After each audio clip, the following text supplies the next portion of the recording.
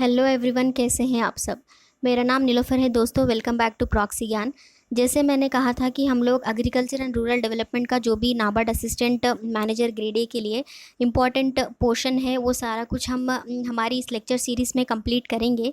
तो lecture start करने से पहले आज का टॉपिक बहुत ही इम्पॉर्टेंट है जो कि सॉइल कंजर्वेशन के ऊपर होगा।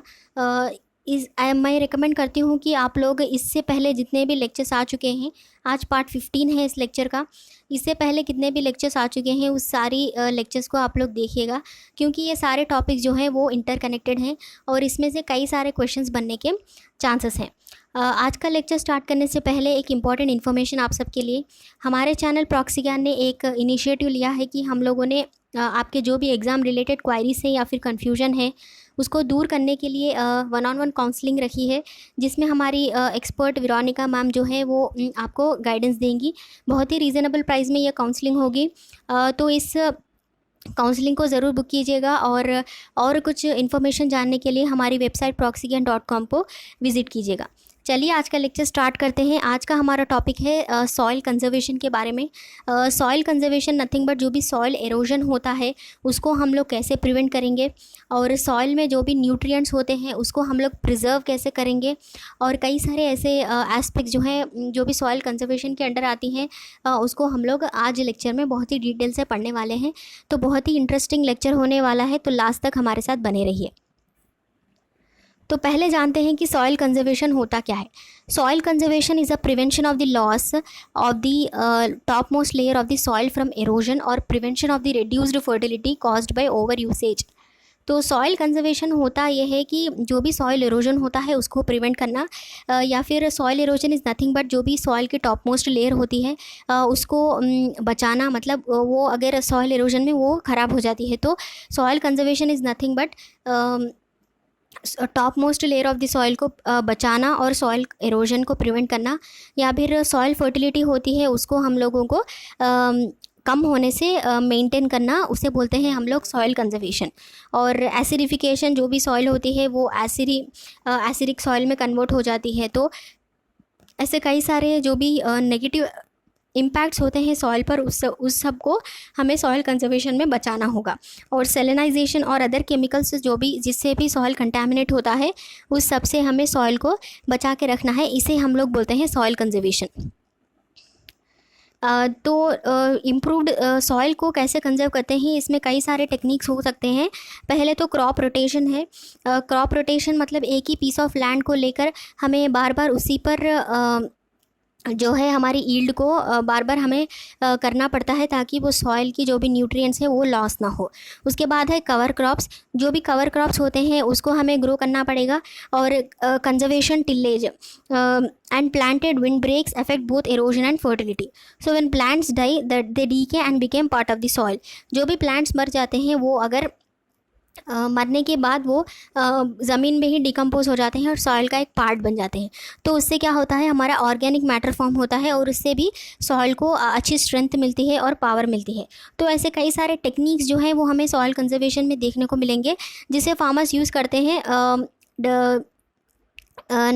डेली में, ताकि वो सॉइल को कंजर्व कर सकें और उससे ज़्यादा से ज़्यादा फ़ायदा उठा सकें लॉन्ग रन तक। नेक्स्ट है soil conservation based on mainly 3 steps. चलिए देखते हैं वो 3 स्टेप्स क्या हैं।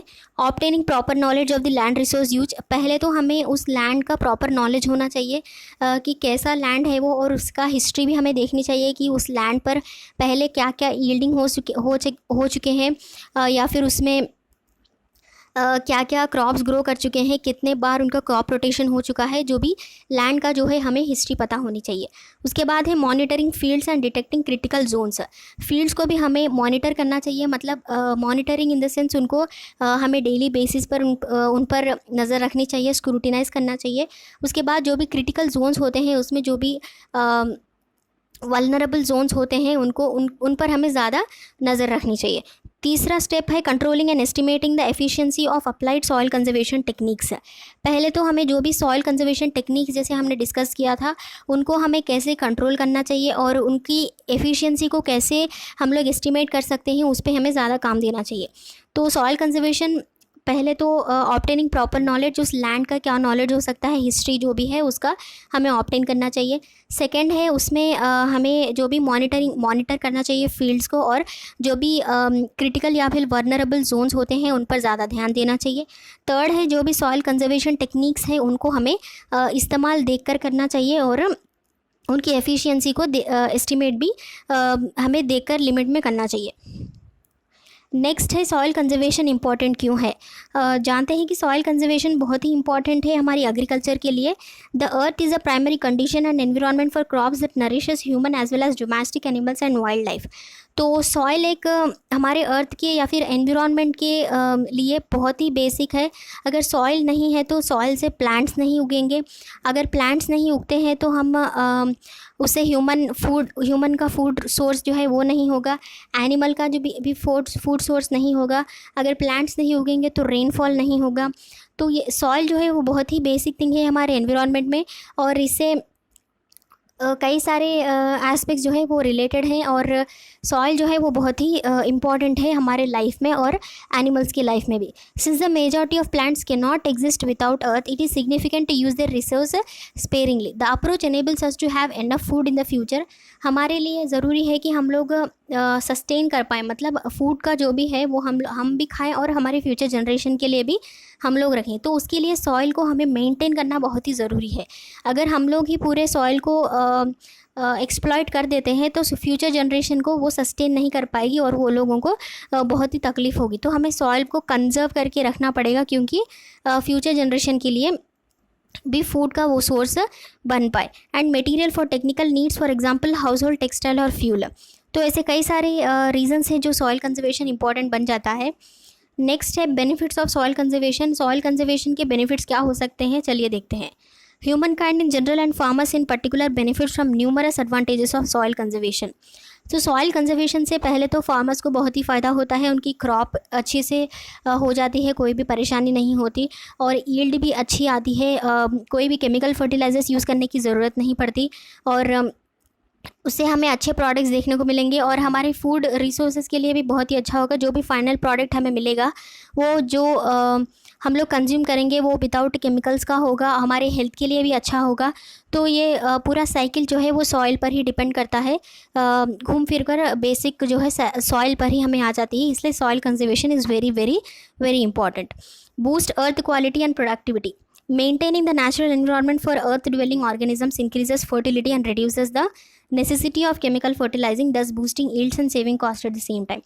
जैसे मैंने कहा, अगर सॉइल नेचुरली अच्छा है अंदर से और उसमें नेचुरल न्यूट्रिएंट्स है, नेचुरल फर्टिलाइजर्स उसमें प्रेजेंट है, तो हमें केमिकल फर्टिलाइजर्स को यूज़ करने की ज़रूरत नहीं पड़ेगी, और ह्यूमन कॉस्ट जो भी हमें केमिकल फर्टिलाइजर से या फिर कोई भी टेक्नोलॉजी से उससे खर्चा करने से हमें कॉस्ट भी बच जाएगा और हमारा टाइम भी बच जाएगा, अगर हम सॉइल को अच्छी तरह से लिमिट से यूज़ करें और उसे कंजर्व भी करते हैं। तो mitigates erosion. Soil conservation methods to reduce erosion and depletion helps agriculturalists to avoid the expansion of new lands when territories become infertile. Soil conservation, जैसे मैंने कहा कि soil erosion mainly important उसे कंट्रोल करता है, जो कि बहुत ही ख़तरनाक है। अगर soil erosion एक बार हो जाता है तो चांसेस है कि फ्यूचर में उस लैंड का हम लोग वहाँ पर कुछ भी ग्रो नहीं कर पाएंगे। तो धीरे धीरे ऐसे सारे लैंड्स ऐसे ही बन जाएंगे, तो हम लोग फूड कहाँ ग्रो करेंगे। तो सॉइल कंजर्वेशन से सॉइल एरोजन का जो है वो कम हो जाने के बहुत ही ज़्यादा चांसेस हैं। उसके बाद promotes water infiltration and increases it's storage.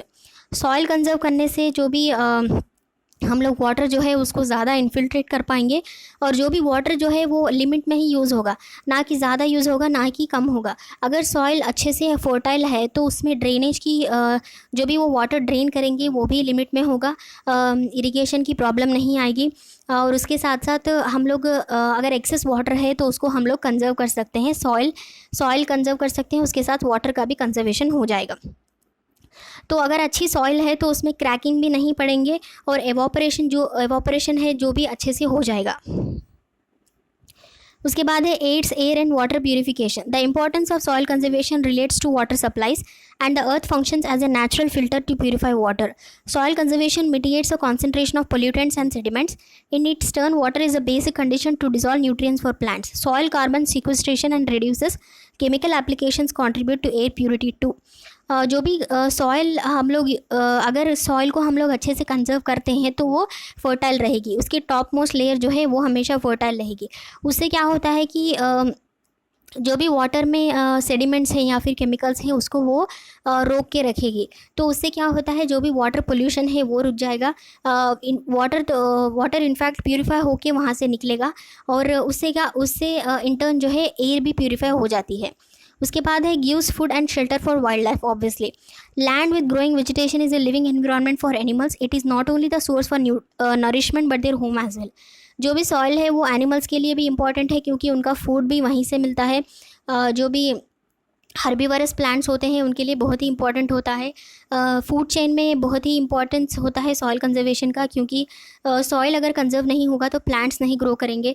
Plants नहीं ग्रो होंगे तो हर्बीवरस प्लांट्स जो है वो हर्बीवरस एनिमल्स जो है वो उनको खा नहीं पाएंगे, वो भूखे हो जाएंगे, तो कार्निवरस उनका पूरा साइकिल डिस्टर्ब हो जाएगा इससे। तो soil conservation is a basic thing, उसको हमें करना ही करना है। अगर वो नहीं करेंगे तो फ्यूचर में हम लोग सस्टेन नहीं कर पाएंगे।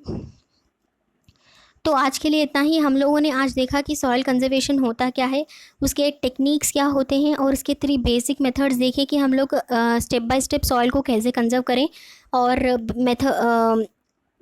बेनिफिट्स ऑफ सॉइल कंजर्वेशन देखें। तो आज के लेक्चर में इतना ही। आई होप आपको इस लेक्चर में इन्फॉर्मेशन अच्छे से मिली होगी। अगले लेक्चर में एक और इंटरेस्टिंग टॉपिक के साथ फिर से मिलती हूँ, तब तक के लिए बाय बाय।